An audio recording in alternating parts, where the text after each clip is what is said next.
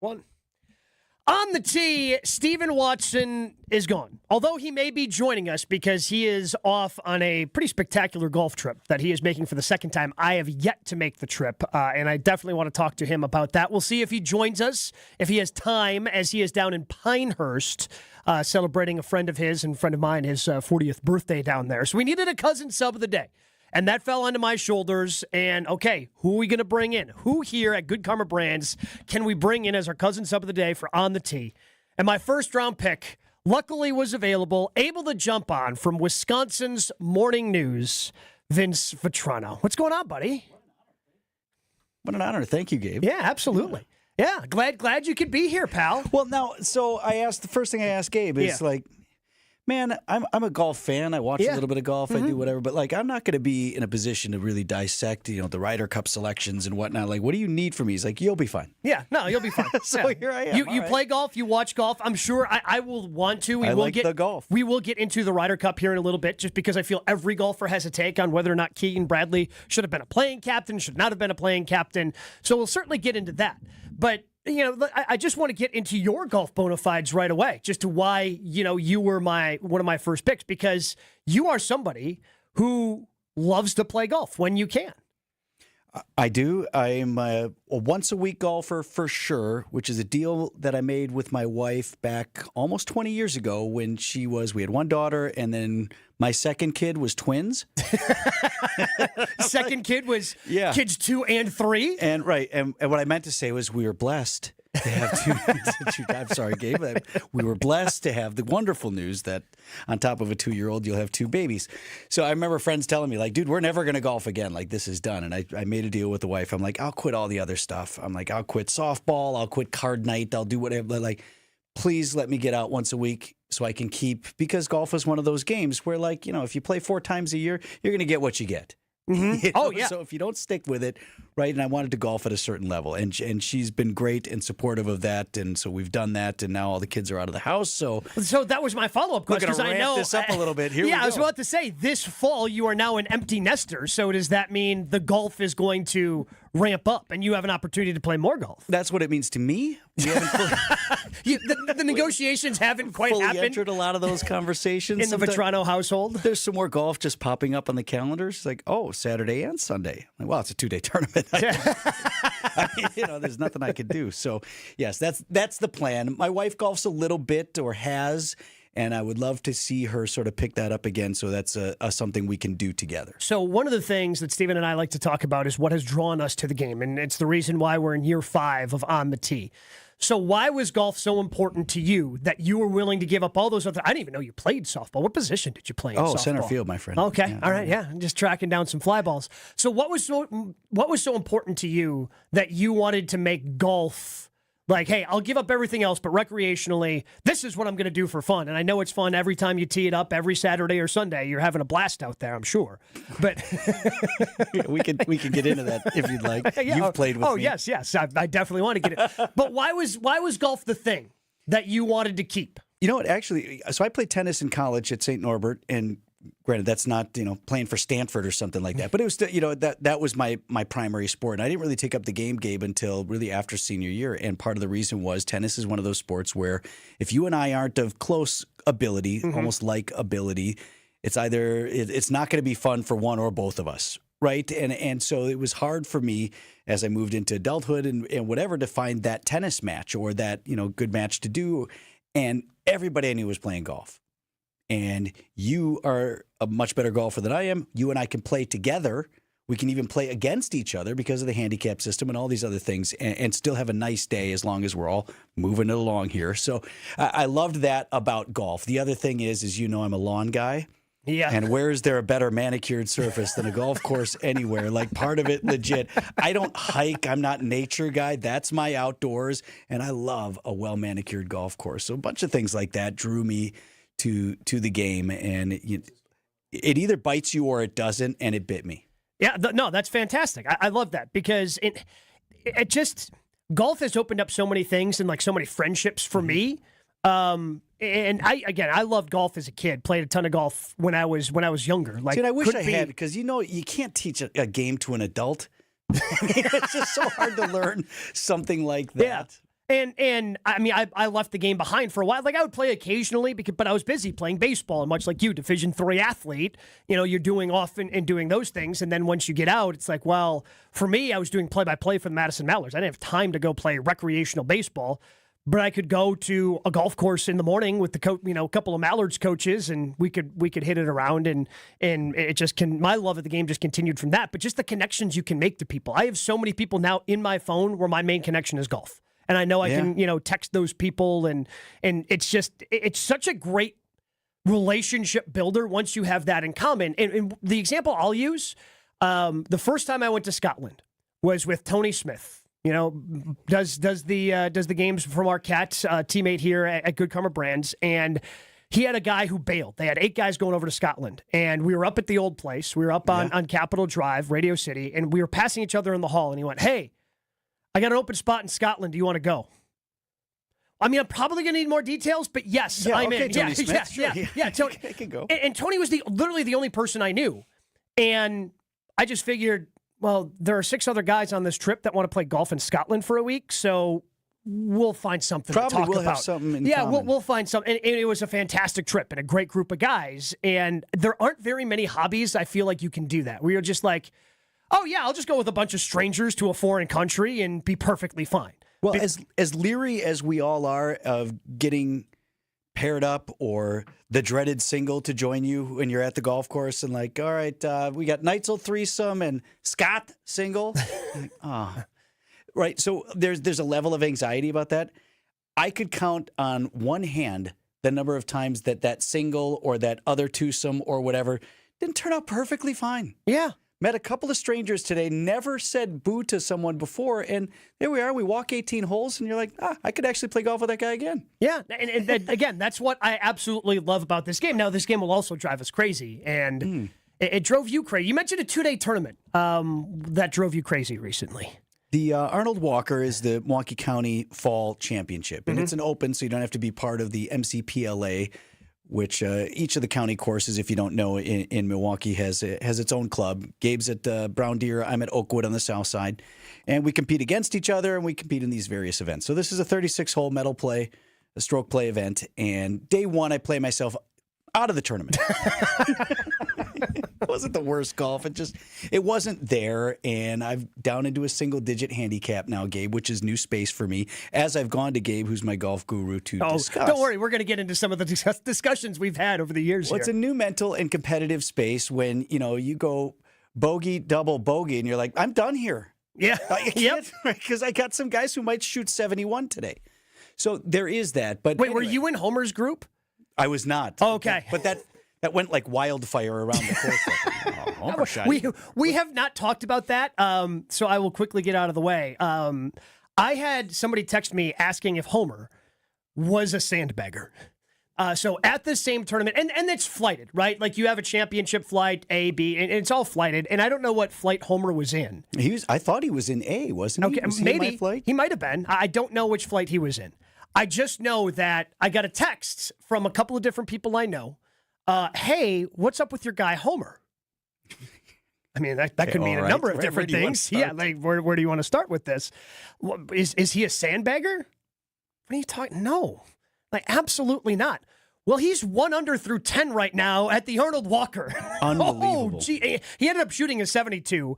I was told his handicap was reduced by 3 strokes. He got the exclamation point? He did, yes. And he ended up shooting. Are you sure you want to enter the score? He ended up shooting 88 day 2. So he obviously normalized back to what all the scores that he had in his handicap system were. But yes, this was the talk of the Arnold Walker of is Steve the Homer true a sandbagger? And I assure you, he is not. He is going to enter the scores as they appear on the scorecard. Isn't that a crazy game though? Like there you go. You go out there and shoot even. Yeah, he shot even par. And then the next day, it looks like you've never held a golf club before. Something new I'm trying here today.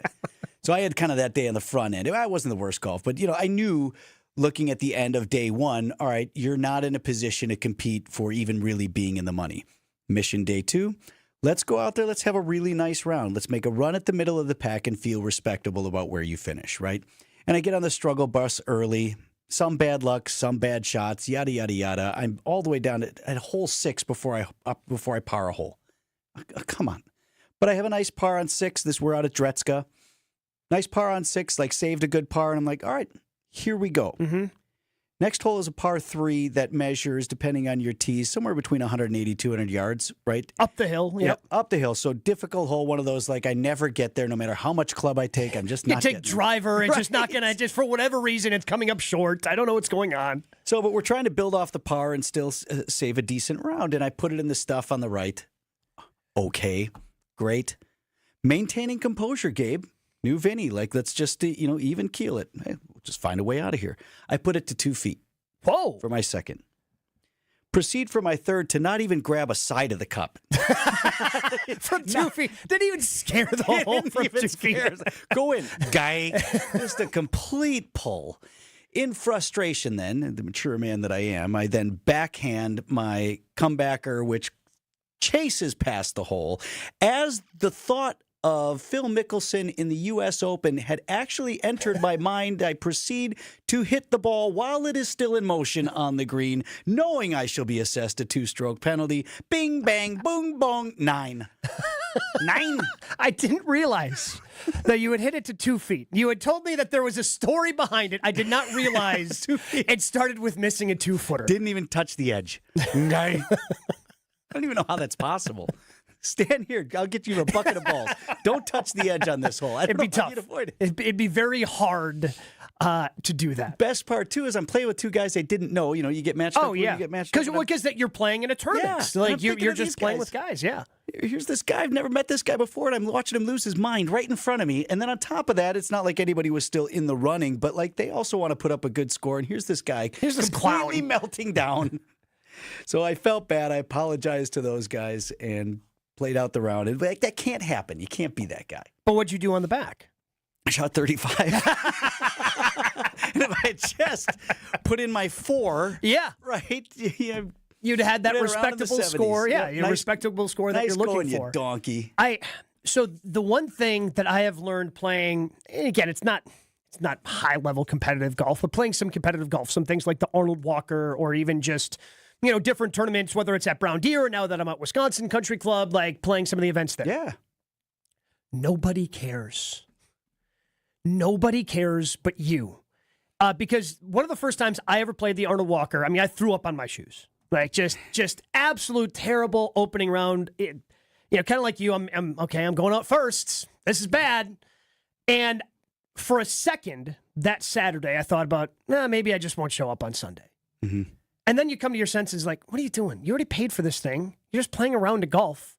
Like, if you don't show up, like, to me, the only embarrassing thing that could happen is if I quit. And that's what the whole, okay, all right, I guess I'm not going to show up. Just going to withdraw.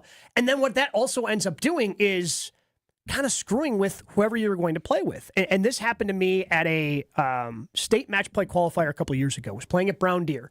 And we on the first hole, one of the guys we were playing with said, oh, yeah, just kind of sign up for these just to try to have a little bit of fun. And much like your backhand story, tried to backhand one in from about 3 feet on his tap in. He ended up 4-putting for a 7. So, okay, whatever, not a big deal.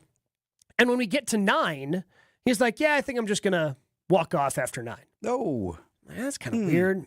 So I was going to try to talk him into staying after we completed the 9th hole. Because at Brown Deer, like the clubhouse is right there, 10th tee box is right there. Just, man, who cares? Just come on, keep playing. Because otherwise now we are going to be a twosome in a middle of a group of threesomes. So now things are, even though if they're not very slow, they're going to seem very slow to us because there's only 2 of us in the group. He scooped his ball. Just couldn't talk him in. Couldn't talk him out of not playing anymore because, well, now you just scooped that 3-footer. Now your day is done. Okay. So, but at the same time, it's like, okay, why would you put me and this other guy in a bad position? This is what you were planning on doing today. Who cares if you play poor? The only person that cares, I assure you, if you play well or if you play bad, is you in any of these events. And that is the one thing that I have learned most out of playing, again, somewhat competitive golf and playing in some of these qualifiers and different events. When it feels like the world is coming, it's not. It's not. You're just, and again, it's hard sometimes to like come to that realization that you're the only one who cares and you feel like you're embarrassing yourself in front of these strangers you don't know. I assure you, they are locked into their own game. And unless you hit the ball while it's still rolling, because they're going, wait, did he just do what I think he just did? He sure did. Other than that, like everybody else is just kind of locked into their own day. It's not like those two guys. I mean, again, you did something that they typically don't see, so they told that story, I'm sure, to some friends, which is a good story to share. But if you shoot 88. They're not going to go, oh, man, you wouldn't believe this guy in our group who shot 88. This guy's an 8, but he shot 88. Yeah. Oh, what a bad day for him. Yeah. They don't care. No, they don't care. And actually, your friends don't care either. And I've done, and unless you're playing for money. Yes. Then they may or may not care. But the only thing they care about is if they are winning or losing money. Yes, and whether or not you showed up for your teammate. Like, yes. Hey, man. Right. No, I clearly I need it, but I've sought out a lot of mental golf coaching. A couple of guys I like on the internet and things like that. And every one of them to a person will say, unless you're doing this for your job, you cannot measure your self-worth as a human being based on your golf game. Like, you just can't. No. You're an okay dad, or maybe you're not, but like that has nothing to do with what's happening here right now, right? You're a good husband or wife, or maybe you're not, but it has nothing to do with what's happening right here, right now, whether you shoot 108 or 78. Like that, they're not related things, man. Yeah. But my handicap got up. It's back down to a 4, but I was 5.2 earlier this year. Like, to me, that's like, what the hell is going on? No one cares. No one cares except for you.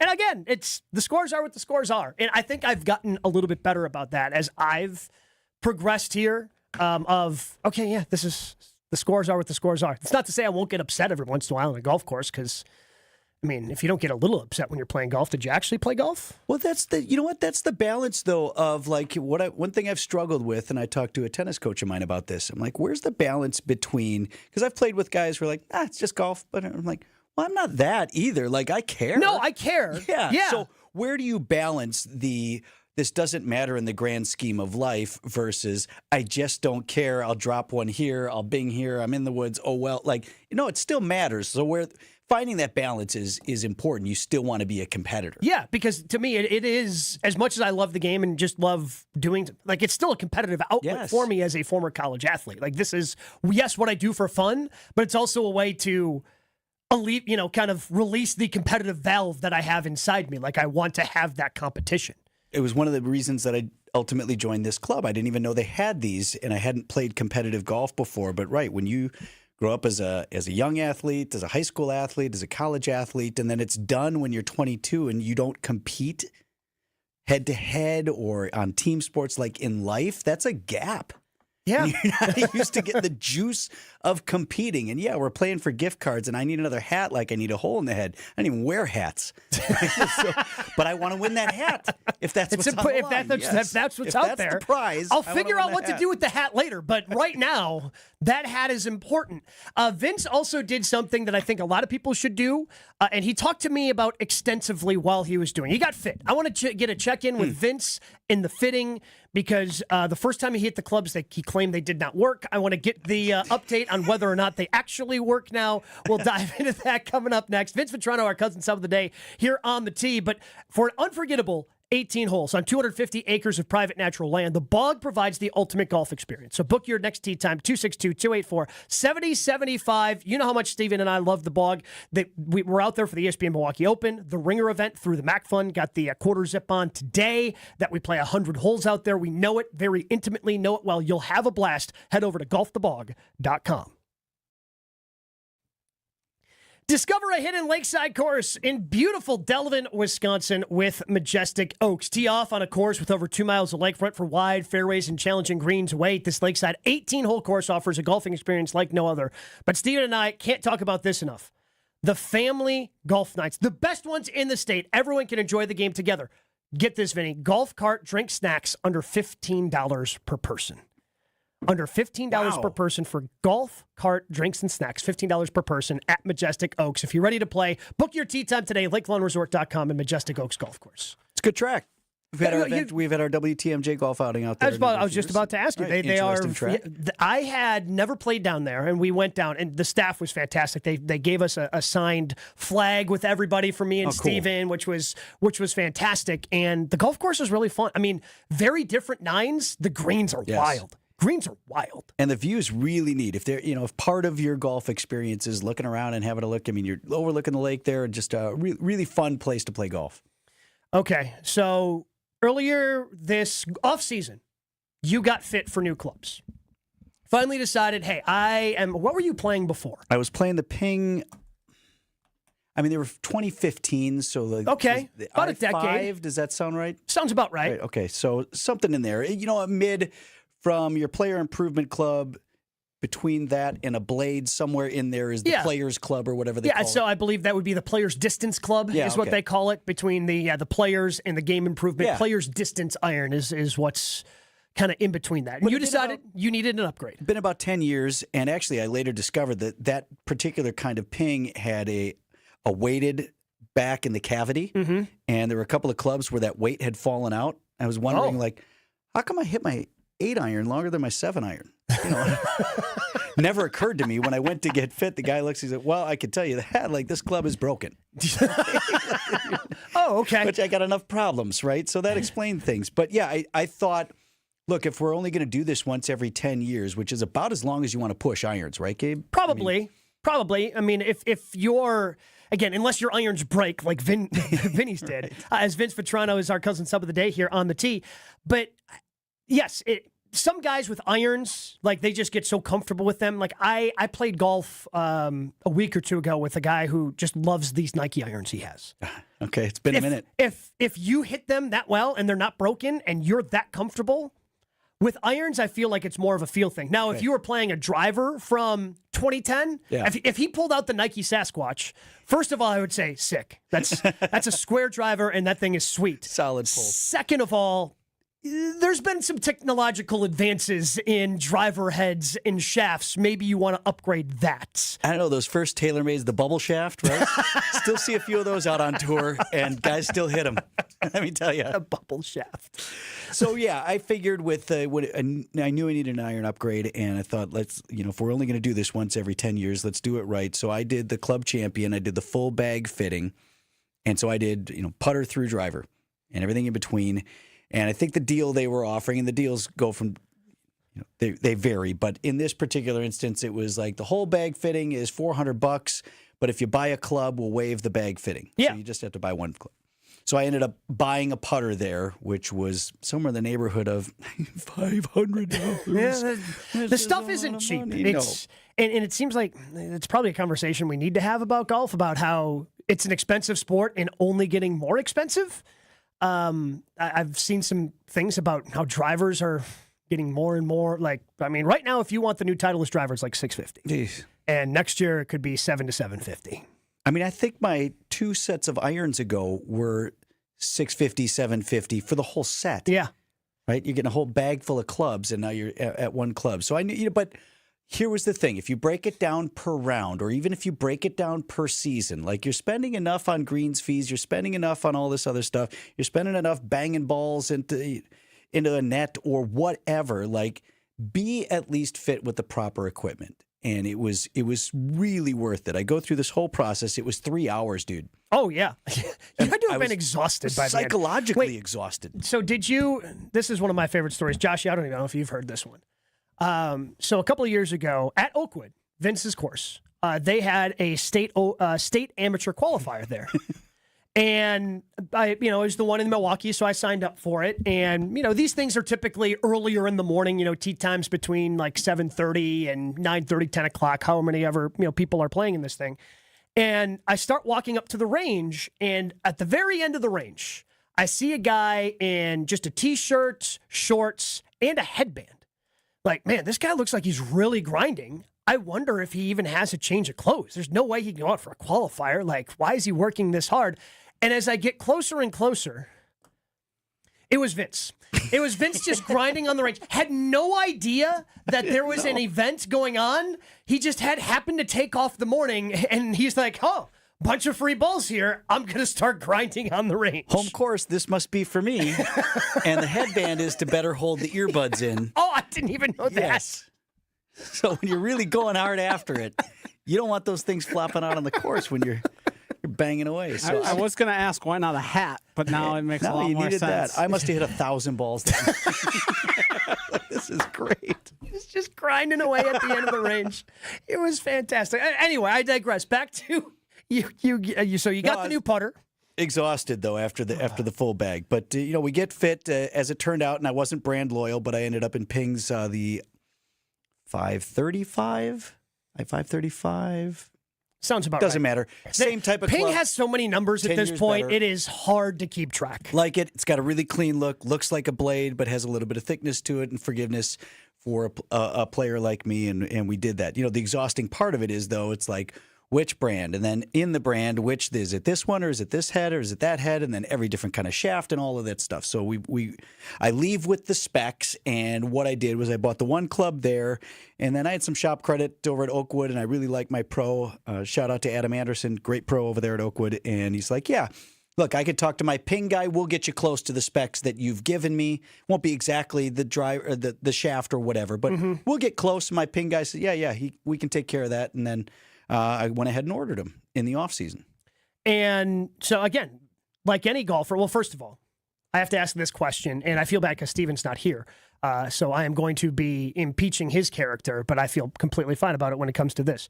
When you get new golf clubs, do you take off? So you got new irons, and each iron is individually wrapped, has that plastic wrap on the head. When you get the irons, do you take them all off at the same time, or do you put them in your bag, and before you hit them, that is when?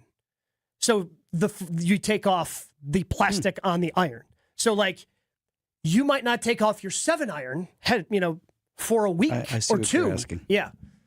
Pretty sure I just ripped them all off. Yeah, because you're a normal person and not someone who can't be trusted like Stephen Watson, but I digress. Okay, that was the right answer. That was the right answer. Because he will, again, so that he was, I played, we're fortunate enough to play in this Ringer event, and through TaylorMade, we get, clubs through TaylorMade as our tea gift for participating in the Ringer.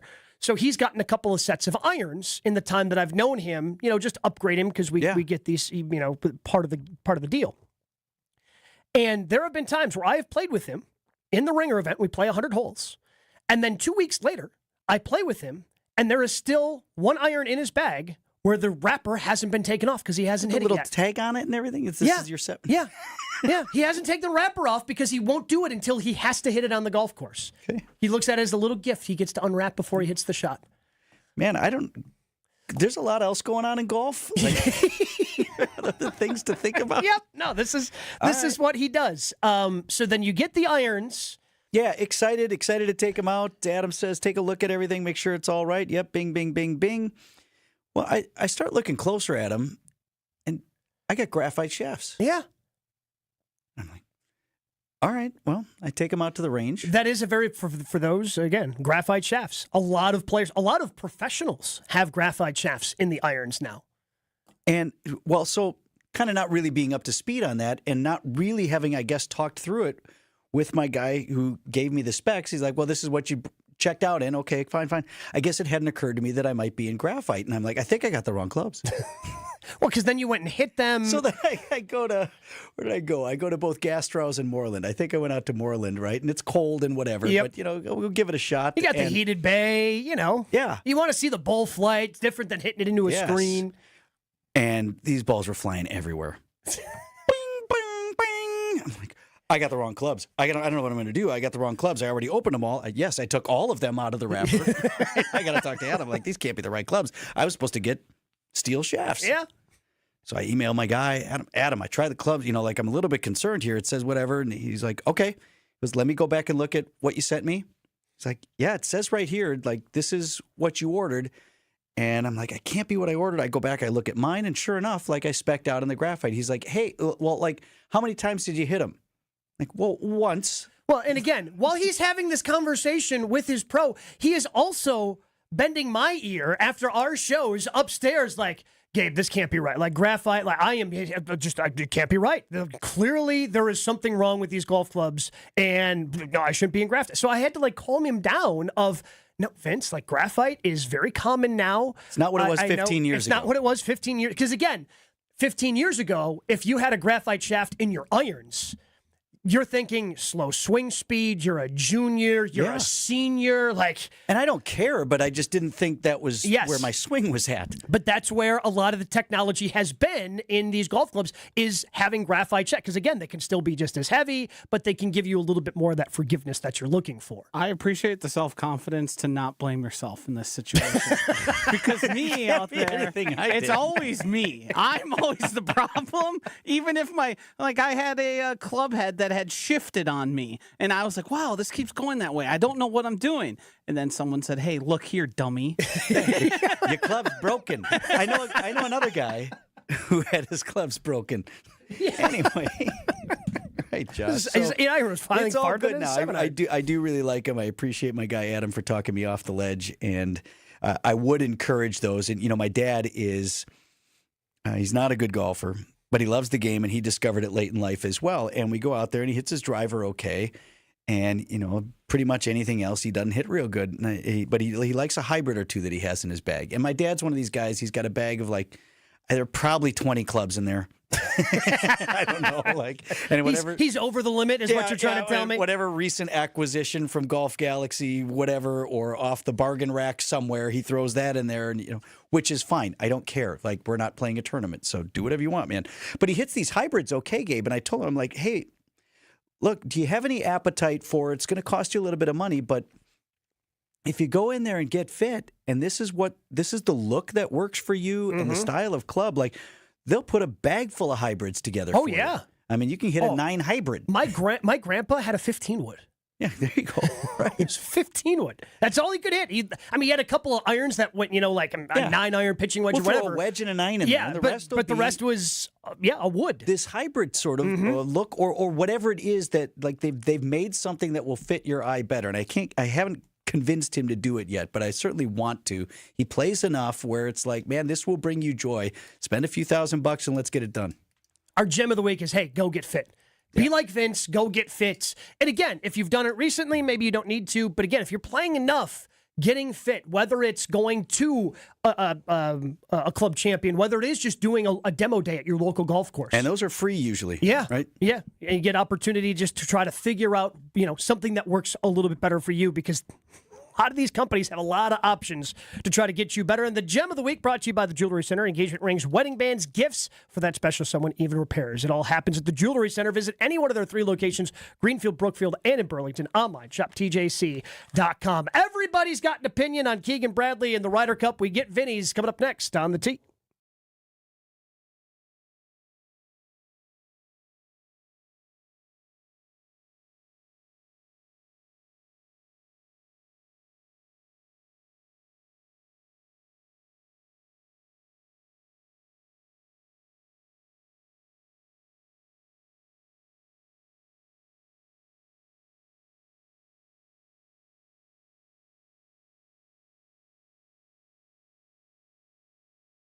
Steven and I were just out there last week, still thinking about it, still love it out there. I know Vinny loves it as well. I'm talking, of course, about Erin Hills. Golf Digest 10th ranked public course in the nation with charming overnight accommodations and a championship golf experience. Erin Hills, modern golf course whose foundations were laid eons ago. And you can see it on the spectacular back nine with some of the beautiful holes that they have there.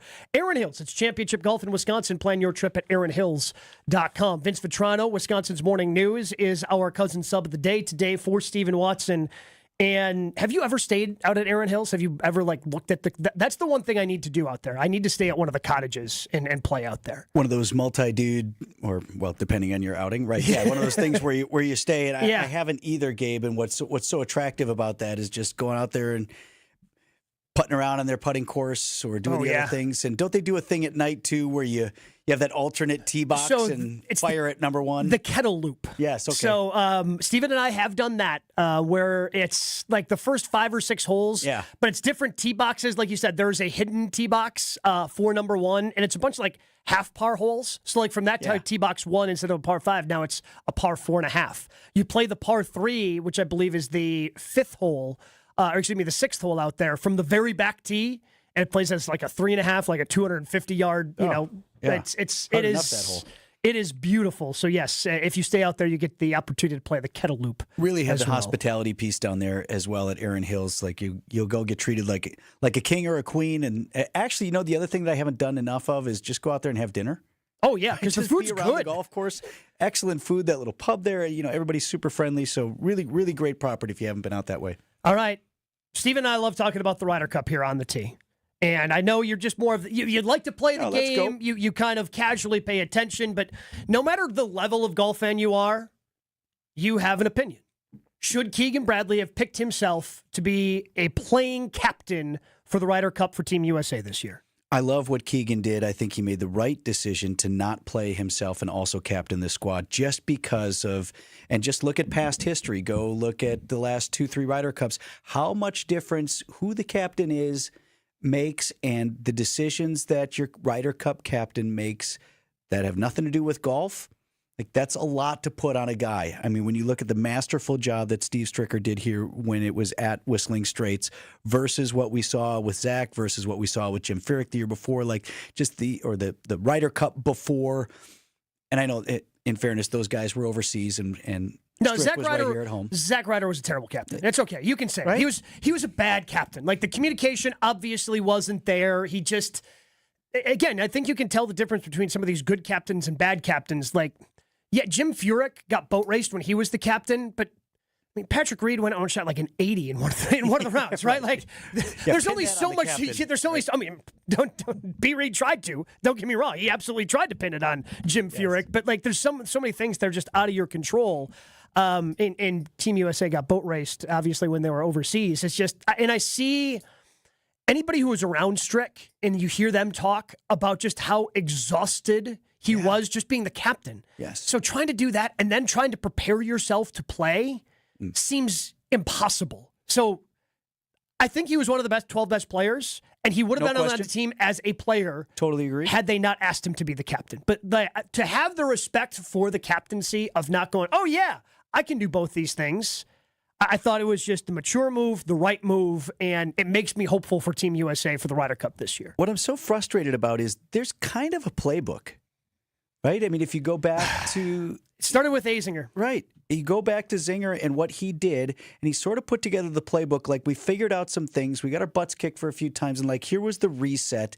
And there's a pretty good template without certain nuances, but there's a pretty good template for what you need to do to be successful, whether it's the pods or whether it's these.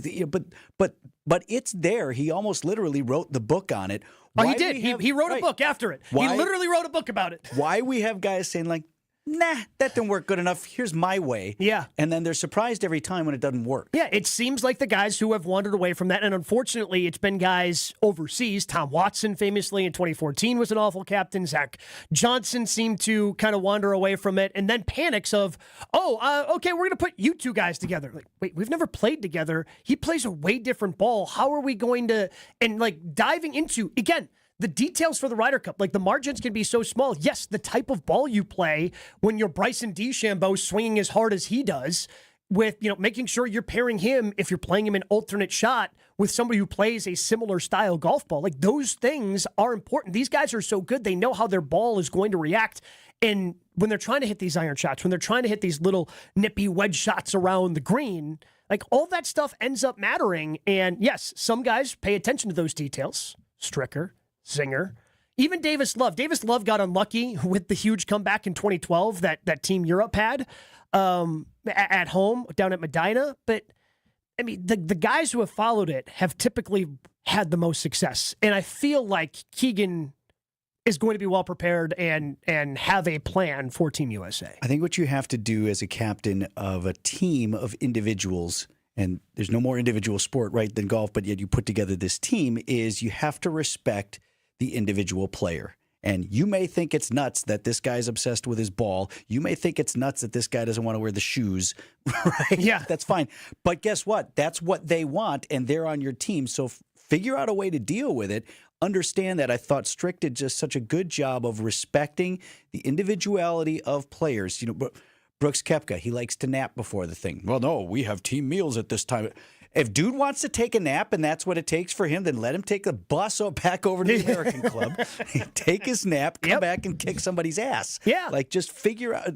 accept that these are individual people and play into their nuances that are necessary for them to perform at peak level. Yeah, it's not, oh, hey, everything, rules are same for everyone. No, that's not how any of this works. Like, what do you want? Do you want to win? Yeah, Like, that's the question. And then nothing else really in between. Like, we're not trying to fix guys or change guys or whatever. We want to win. So put all of your individuals in the best possible place so that they can be successful. Yeah. And again, if you work in the pod system to try to get camaraderie, not amongst all 12, but even just 3 or 4 you have in that pod, I think that just kind of ultimately is what ends up working there. I do have one more question for Vince Vitrano. We'll grill him with our Gruber Law Office's One Call, That's All, as we close out the show coming up next. But I do want to tell you about the Wisconsin Country Club. Do what Steven and I did. Join out there if you're looking for a fantastic golf experience. I love it because our golf course is always in such great shape. But as my schedule's gotten busier, I don't always have time to play that full round. So I love going out there and using the driving range. We've got 2 short game areas, a little area where you can kind of work on those 30 to 50-yard shots that are so important, a little chipping area. I love doing that. But if you're looking for more out of your country club, how about this? No assessments, no food and beverage minimums, just the golf course and great other amenities like tennis, pickleball, and a pool. Get started today, WisconsinCountryClub.com. It's just a fairway away. All right, it is time for our Gruber Law Office's One Call, That's All of the week. Gruber Law Office has been serving the people of Wisconsin for more than 35 years. Wisconsin's own Gruber Law Office's One Call, That's All. Vince Vitrano, our cousin sub of the day for Stephen Watson. As Stephen off, great golf trip that I still need to make here in the States, down at Pinehurst, something I need to do. So speaking of Wisconsin's own, Gruber Law Office's One Call, That's All. I need you, Vince, your one call, that's all. Your favorite golf course in the state of Wisconsin. All right, man. Well, I knew this was going to be a complicated answer, and that's why I didn't want to prep him beforehand. I just wanted to ambush him with this question. All right, I'm going to have to say Whistling Straits, and there's a lot to do with that. You know, we play the Irish course, a group of guys and me, quite a bit, and if that weren't sitting right next to the Straits course, it'd be so good. That'd be like, right, yeah. You get up there in like hole 11 and 12, like you get a taste for Lake Michigan, and it's just not quite there. I love Erin Hills. I've played only one course out at Sand Valley, and that's a growing property. As you know, we're at 4 courses now. There's going to be like 30 when he's done. I don't know. They got a lot of land out there. That's all I know. And, you know, thousands of acres, and that's a really premium experience. I love Century World. I love so many of the other, you know, smaller courses are great. But, you know, when you talk about, okay, what is your favorite course to play, it's Whistling Straits, and Erin Hills is an extraordinary property as well. But when you put them together, and I know there are a lot of golf purists who would put Erin Hills above Whistling Straits. For me, I'm not afraid to just say, like, it's this simple. It's the lake. Yeah, and honestly, that's what it ends up being. One of the most famous golf courses in the entire country, Pebble Beach. Right. Because of the ocean. Yeah. And not as many holes on the water as Whistling Straits. Correct. So you're getting, it might as well be an ocean. All 4 par 3s being lakeside is spectacular. A caddy out there once told me, and I can't remember, we must have been headed south, so maybe it was 4. Is that a par 3, Gabe? 3's the par 3. 3 is a par 3. All right, must have been there. And he says, all right, on your left, Lake Michigan. On your right, the entire state of Wisconsin. Don't be left. For a guy to be able to say that, right? Just an extraordinary experience. I'm not smart enough or experienced enough in golf to say, well, this part, you know, to really break down the golf course itself, other than just, like I said, it's the lake, man, and the views are extraordinary. They are unbeatable, and it's just a premium experience. So grateful that I had the opportunity to play it in a couple of media events, because I think full boat is north of $500 now. Oh, easy, yes. Right? Oh, yeah. No, it's at prime. Did I just do what my wife accuses me of? You don't know how much things cost anymore. No, I mean, because like I think like peak season, when you factor in like the caddy tip and everything, okay, right, that's another. It's going to be pretty close to have a number that has a comma in it. Yeah. Okay. So you're in for a one bill day. Yeah. I got you. Right. But it's spectacular. And you're talking about the views. The first time I ever played up there, it was for the media day before the 2015 PGA. First time that I'd ever played out there. And we got to hole 3, and our caddy told us a story of a guy that he caddied for, some rich guy who got helicoptered in, had no idea where he was, and they get out to 3, and it's just this beautiful view of Lake Michigan. Man, that's awesome. It's beautiful. What ocean is that? It might as well be, right? Yeah, and that just tells you how just beautiful that is out there. So I always understand if that's no other course in the state of Wisconsin. If you say, yeah, it's my favorite because of the lake, I can't go, no, that's not how you feel. Right. I can't rebuke. I can't. If that's what you're looking for in a golf course, that's going to be your place. Pound and for pound, what is it for you? Pound for, well, I always cheat on this. Have you ever played the original championship 18 at Black Wolf? I have, yeah. That is my favorite 18. And I think that's harder than the straights, to be honest with you. Yes. At least for me at my level of golfer. It's the best 18 holes they have on that property, and there are some spectacular holes that are a part of that, but that 18, and maybe it's just because it's only available every once in a while. Pretty special. It just, maybe it's like the same way people not from Wisconsin feel about Spotted Cow. Is Spotted Cow really the best beer? Maybe, but maybe it's also because it's not really readily available. And maybe that's why I like the original championship at Black Wolf, but the holes are just, there's not a bad hole. Yeah. There's just not a bad hole in that group of 18. And you do still get like coming down the river, on it's number 18 on Meadow Valley. That's just awesome. Going up the river on the par 5 on what is number 1 of the river course. Just spectacular holes. That I love that original championship. 18. I've never played the river straight up, so I can't really compare it. But that whole thing that they do, and every now and then it does become available. Vinny, always appreciate you, bud. Thank you for stepping in. Thank you for being our cousin sub of the day. Thank you for being a mental golf coach to me, for listening to my stories, because other people's golf stories kind of boring unless something spectacular happens or something really bad. And you have a little bit of both. It's fantastic. So thanks for listening to my stories. Stephen Watson will be back next week right here on the Tee.